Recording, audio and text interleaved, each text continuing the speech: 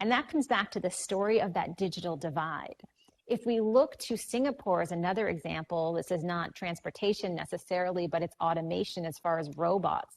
They're already using this robot dog called Spot that's being used in parks in Singapore that will help to identify if people aren't physically distancing, and Spot will announce that they need to keep further apart because it's able to use something called computer vision to see how close people are together. What's really interesting about Spot the robot dog is that Boston Dynamics just this month made this robot dog available for anyone to buy. It's about $80,000 US if you want to check one out. And what we're seeing as well with these robot dogs is that they're being used in all different types of industries.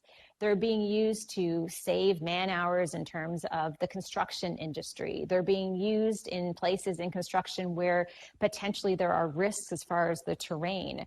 They're being used in healthcare as well to identify if someone may have a fever, as another example.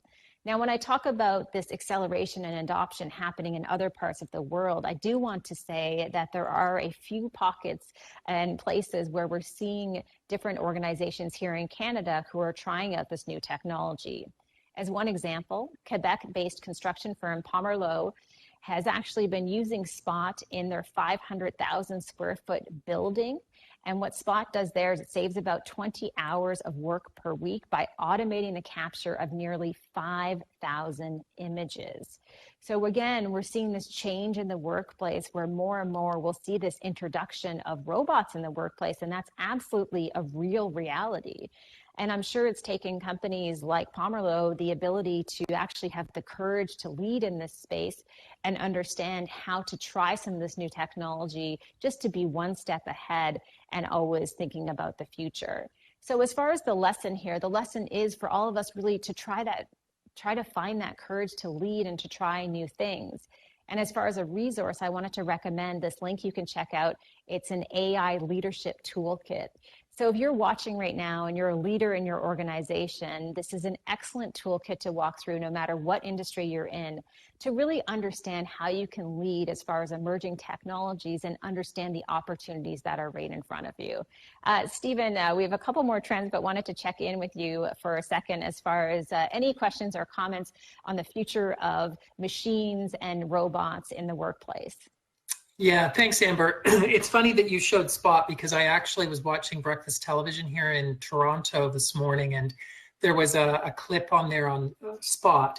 And, you know, that I think when you look at these technologies, a friend of mine a couple of weeks ago had sent me a technology of an actual, like a robot that looked like a human. And people were actually pushing these robots over. They were tumbling like a human tumbles. They had kind of the, you know, the body mechanics worked so incredibly. You know, this, and a lot of the commentary from some of the TV personalities and so on was about how scary this is, how humanistic and how animalistic these technologies are. So what would you say to people? Because I think there is a fear factor out there about technology, about what the implications are. You know, you talked about food delivery, where the human element is taken out. What are the implications for this? Should we be fearful of it? How do you encourage people to more embrace it as opposed to be fearful of it?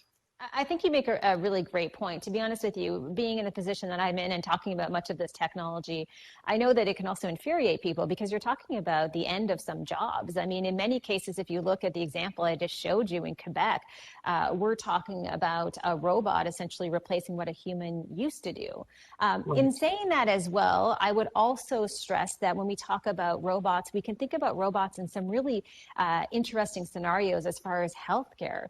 Right now in Belgium, during COVID-19, they actually have in one of their hospitals a robot greeter.